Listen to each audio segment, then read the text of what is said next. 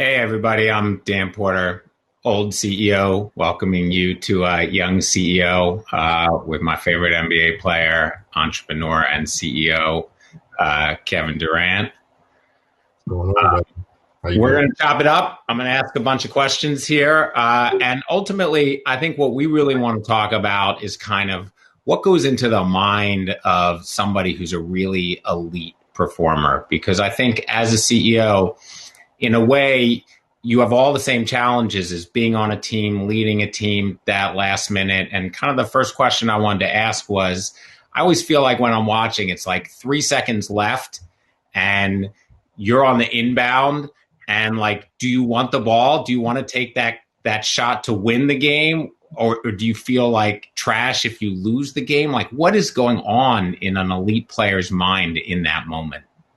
Uh, well, you definitely, myself, I want that opportunity um, to put my team over the top, especially late in the game. You practice for all of those moments. You dream about all of those moments. Uh, but at the same time, you realize that a lot is on your back, especially if you want to win a basketball game. I mean, it's a huge thing winning a basketball game in the NBA. So it feels like a lot of pressure, but you know, after the game and once you review the shot and once you continue to keep progressing throughout the season, you realize those moments are beneficial to your growth as well, make or miss. And so just putting yourself in that situation has always been something that, I wanted to experience. Do you think that every single player wants the ball, or do you think there are players who are like, not me? I don't want the scrutiny. I don't want my team hating on me, the fans hating on me. I think initially everybody feels a little bit of angst when you right before your number gets called. You want to do well. Like I said, you prepare and practice for those moments all the time. But it's like getting on a roller coaster. Once you finally do it, you realize that it's not as bad as you think. So once a lot of guys get that experience, they just want it over and over again. Interesting. I guess, yeah, that makes a lot of sense. Like, I remember trying to get people to give me money the first time I ran a company. And after I got the first 10 no's, I was like devastated. Yeah. And I was like, okay, well, I just got to get to a yes. Yeah, yeah. It makes it a little bit more fun now that you got a bigger challenge. Yeah. Okay. The other thing I wanted to kind of ask on that realm is a lot of times when we're reading or watching about a team, we hear like the locker room is really cohesive, or we hear there's chaos in the locker room, whether they want that to get out or not. And I'm wondering, kind of like, how do we as like CEOs learn how to like make a tight locker room? Like, why does that happen, and what does that feel like? It goes down to the leadership. I think everybody has a role within the team or within a group in different departments. And if you got good leadership in each department, their message is going to ring true through everybody that works for them, or that's in our case that's on the floor. Our coach is the main leader, and if our principles are not aligned, then it can cause a disconnect between the team and the coach. So as long as everybody's on the same page and we got one singular goal that we want to achieve, then we all know our roles and how we can help contribute to that goal. So, it starts from the top and it just bleeds down to the bottom. And so I guess messaging must be like a Yeah. real part of that, like hammering home that kind of message. And is it different for every team, or is it just like we want to win? Yeah, I mean, it's different. Its terminology is different. The game is played the same, but more importantly, I think correcting mistakes when they happen, not letting them fester.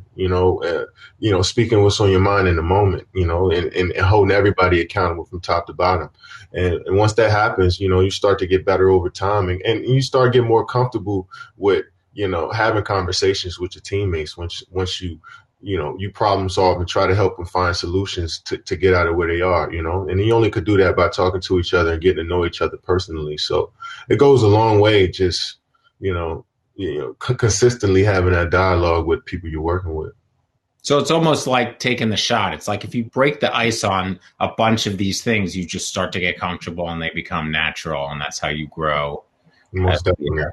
Most How definitely. how one of the things that's like so much pressure for a CEO is you have to motivate people and Mhm. you have to lead them, and yet every morning you have to get up and you have to motivate yourself, Yeah. and like you have to have a bigger motivation. How do you motivate yourself, or like what are the things that like really motivate you?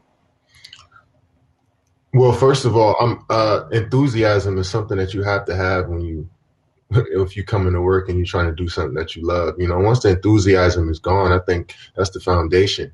And so I just try to, I enjoy coming into the gym and actually, figuring things out on the basketball court. And I think my teammates see that in me and they get inspired as well. And also obviously off the floor, having experienced so much stuff, we can have conversations about things that may be coming for younger players ahead. Just being 12 or 13 years in the league and having 3 or 4 teammates with that same experience.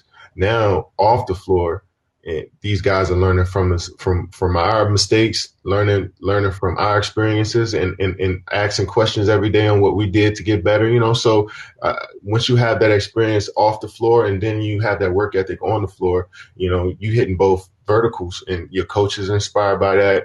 Your GMs are inspired by that by having conversations with you. So it's just, it takes a lot of development in order for you to lead a group in a proper way and in an efficient manner. So it's a process. So does that mean like as one gets more experience in the league, you become kind of a teacher as well? Is it more like you're a hype man, or is it more like you're a teacher? I think it's always about the balance, but you having conversation and answering questions, no matter how small or big they are, especially with younger players coming into the league, and not just about the game, about, what may happen on the business side of things, what may happen off the court, how their family's life has changed by you making so much money and being in this life. It's a lot of questions that come about in the locker room, and you have to be prepared to tell the truth for one, but also let guys know, the mistakes that you've been through. So being vulnerable is a huge thing as well, as if you want to, lead guys in the right direction. Interesting. One other thing on that end is I think a lot of times I've run companies where there's the argument that one group of people will say like, we'll be successful if we have all A players. There's all superstars who work for the company. And there's another group of people who say like, you can't manage all superstars. You need A players and you need B players. If you were think like, where do you fall on that side of the debate?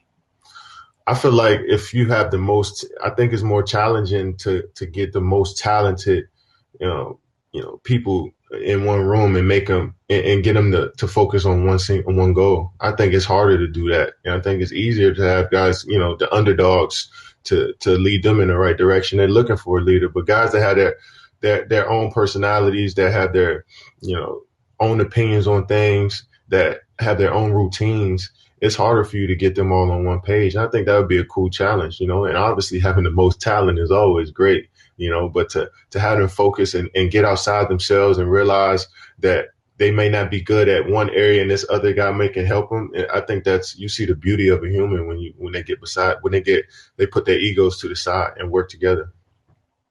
Do you on that, like once you were an underdog and then you were not an underdog, was there like one moment in your head when you're like, I'm going to the league, or was it like a gradual moving from underdog to not underdog? Or you woke up in the morning and you're like, this is it. I know I can do this. Yeah, it was a gradual thing. I always felt that I like my coaches and my parents, they always put in my head to never have that underdog mentality, because you wanted to be here. I told them this is what I wanted to do. So I felt like every time I stepped on the floor, I was held to a standard of being the best player on the court. Even if I was the youngest, even if I didn't play a lot, I had to be the best on the court. And what that meant was like, be the best version of myself, play as hard as I can, do the things that I worked on, go back and think about things that I prepared for, this moment that I prepared for. So I always felt that. And it was all about seeing where my skills matched up along the way. So that's what I mean when it was a gradual thing for me. I always knew I was good, but I wanted to see if it's going to translate to different situations, and it happened to do that. So I just gained more and more confidence as I was playing in different areas. And, and as I got 17, 18 years old, and I started to see the NBA and playing against guys in pickup games that play in the NBA and guys that got a little bit more experience than me, I was like, okay, I can deal with them too. And now it became a reality. So in that process, do you feel like is it the mental game then that holds people back who have or is it their natural physical skills? Like you're talking about a process of testing and growing and testing and growing, and that's like a very mature kind of mental game. But I'm curious whether there are other people who just never get to that point, even though they have the best skill set. Yeah. Look, God blessed me so much with my body type. I think I was created to be athletic and play sports. And I didn't want to, use what I had and waste what I had. So and I feel like your body, obviously, to play this game, you have to be athletic, but your mind has to catch up as well. And I feel like once you find that balance of going back and forth between playing the mental game and the physical game, then I feel like you've mastered it. When you were on that kind of rise up, how do you figure out who to trust and who not to trust? Man, the game was my compass. Like I understood the purity of the game and what it meant, like camaraderie and thinking about your teammates and wanting to see your teammates do well. So I just gravitated towards people that felt that way about basketball, and it was and obviously you have your times where you may be wrong about something, you may be off about something, but more times than not, I let the game guide me, and it's been good to me. What was there something you did or played or studied like totally outside of basketball that kind of influenced your whole journey? Yeah, I found myself studying a lot of musicians, a lot of like architects, like I guess creators and artists, people who spend a lot of time by themselves crafting a skill. And so I was studying individuals, a lot of different individuals just were interesting to me. And I wanted to see how they got to that point of mastering their craft, from a Basquiat to a Dr. Dre to a Michael Jordan to Jay Electronic. I mean, from all types of people I feel are great at what they do. Elon Musk, I see somebody say Elon Musk, guys like that who really spend a lot of time thinking, Kanye West. I try to, just try to, see where their perspective was and just try to take it from and make it my own and do my own thing. Yeah, no, I love biographies because instead of telling you somebody the 5 things you need to do to succeed, you just read someone's story and you figure out from that kind of what those are. So to that end, do you feel like in life it's more important to break the rules or follow the rules? Like I said, it's about balance. It's times where you have to break them. It's times where I feel like, it's good to follow the rules. But more times than not, to get where you want to get to, you're going to have to push the limits a little bit.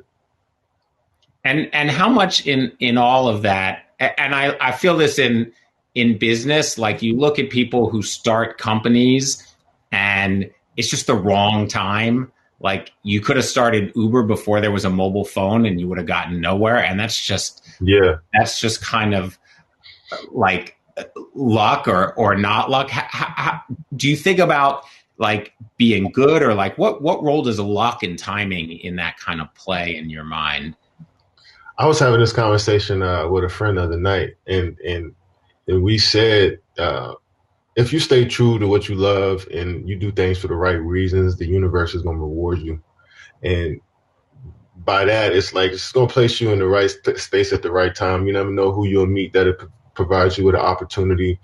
You never know when there's time, when somebody else's timing is a perfect timing for you. Like, it's just, I feel like a lot of times that that something is guiding us, you know what I'm saying? If we stay true to what we love and do things for the right reasons. And, some things are out of our control. We can't explain. And that's the beauty of life.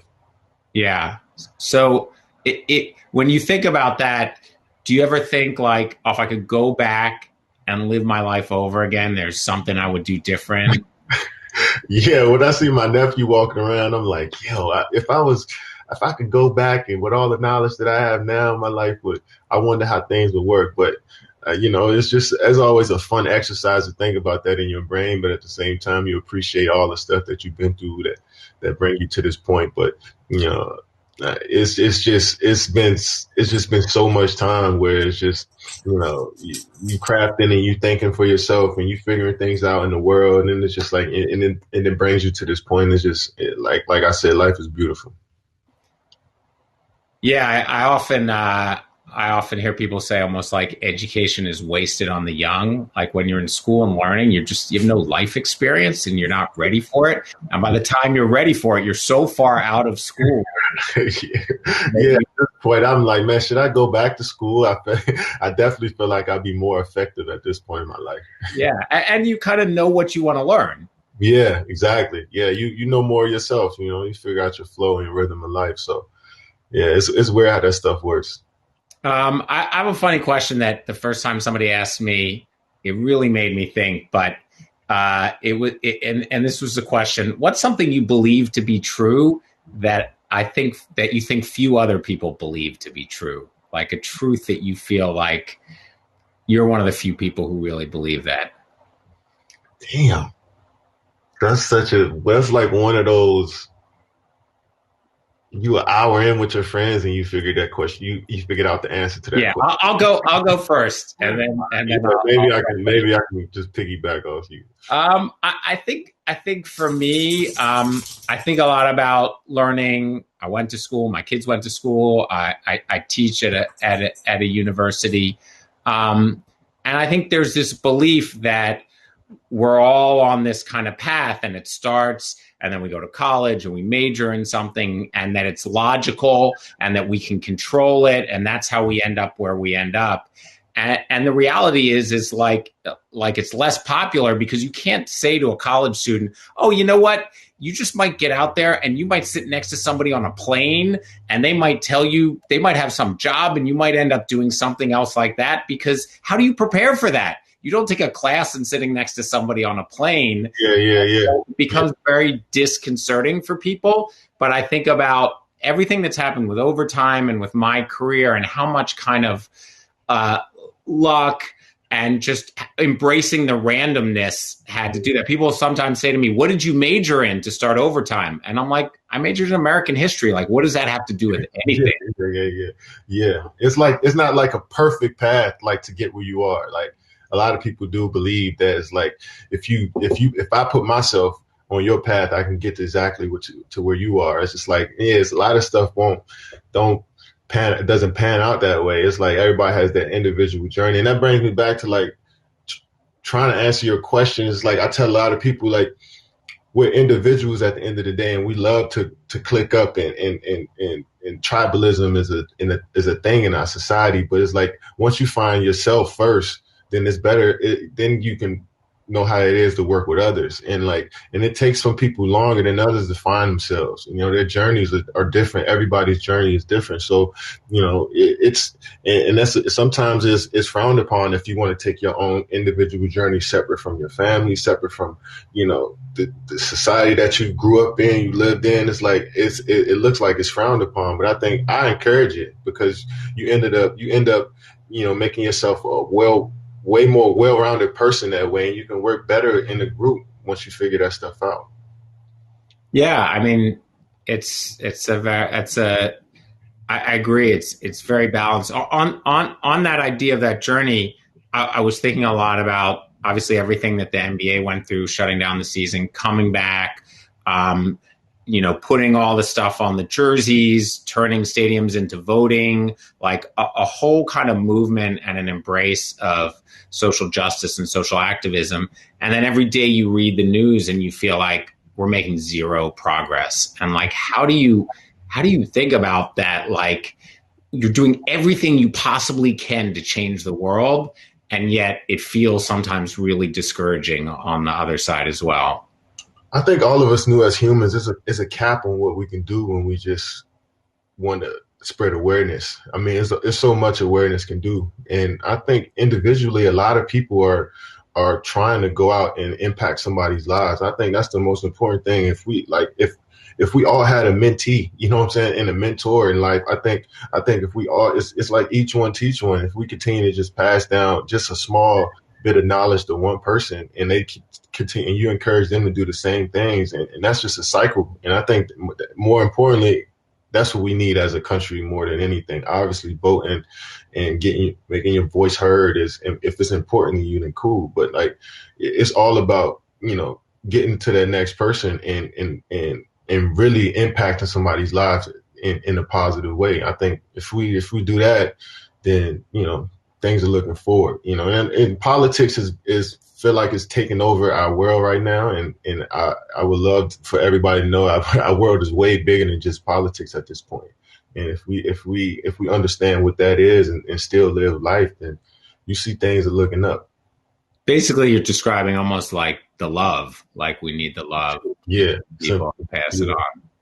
All right, I'm gonna ask you 3 fun questions before we take some questions, just because number 1 is, if aliens landed on Earth tomorrow and offered to take you to space and you could never come back home, but you'd go to their world, would you go?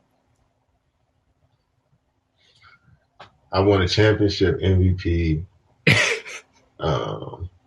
Nah, I wouldn't do it. There's some stuff I got to do on Earth first. Dan, that's a great deal. All right, fair enough. I think it depends for me, like what food they're serving on the spaceship. But I know the technology is. I would love to see the technology. I know it's next level. If you had to eat one meal every day for the rest of your life, what would it be? Spaghetti bolognese. Wow. Okay. And last, a basketball question. Who are some players who you think never got the respect they deserve, who we can kind of shout out for the audience here? Past players or current players? Past or present, whomever pops in your mind.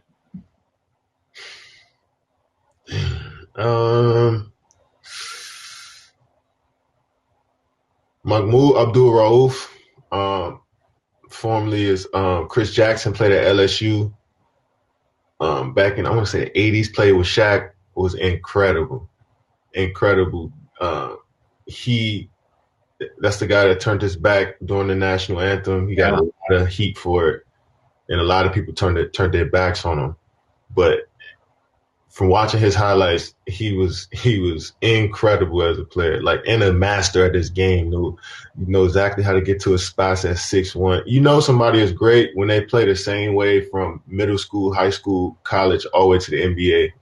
And that's what he was. He played his exact game. I loved his game. That's one guy I wish got more credit and for how he played. And a huge risk taker in his day, for sure. Risk taker, and still inspires so many people to the day. I got huge respect for him. I know a lot of people know Hakeem Olajuwon, but I think he's in the running for like the greatest player ever. He's in that conversation to me as far as like a pure masterful, like perfect basketball player. He did everything great. I wish he got more love in those conversations. Do you ever find yourself going down that like YouTube rabbit hole where you start watching highlights of like? Yes, yes, of everybody, especially the current players now. Like I'm watching highlights all the time. Hey, what's going on? I'm still laughing at the alien question, to be honest. That was a good one. But let's open it up to the young CEOs. Young CEOs, grab the mic. Yep. Okay. How y'all doing? What up with you? Man, chilling. I just had first of all, big fan of everything that you've accomplished. I'm in sales for Wilson, young CEO. I do my own thing, consulting. I know you've gotten a lot of questions throughout your career. My question is, what is the one question that nobody has ever asked you that you want to give insight on about you? Shit. I never thought about it like that. I feel like I wish more people would ask me, just like Dan, he asked me some great questions about life in general. I wish more people asked us about, our perspective on just life, what I'm saying? More so than just hoop and the shit that really doesn't matter, Yeah, for sure. Also, huge fan of everything you got going on too. So if there's ever any internship opportunities, anything like that, Would love to figure out what that looks like for sure.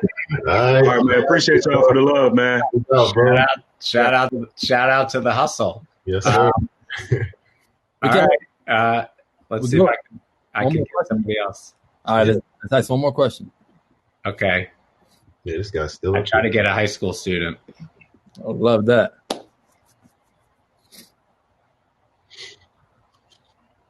I'll tap in with you another day. I got questions for days. Oh, we gonna lock in at some point. Sure. Doing well. So my question is, I noticed that you recently were invested in the Philadelphia Union, and I was wondering if you would be, considering investing in a women's sports team in any sport, and if possible, if I can get involved with you. How can I reach out?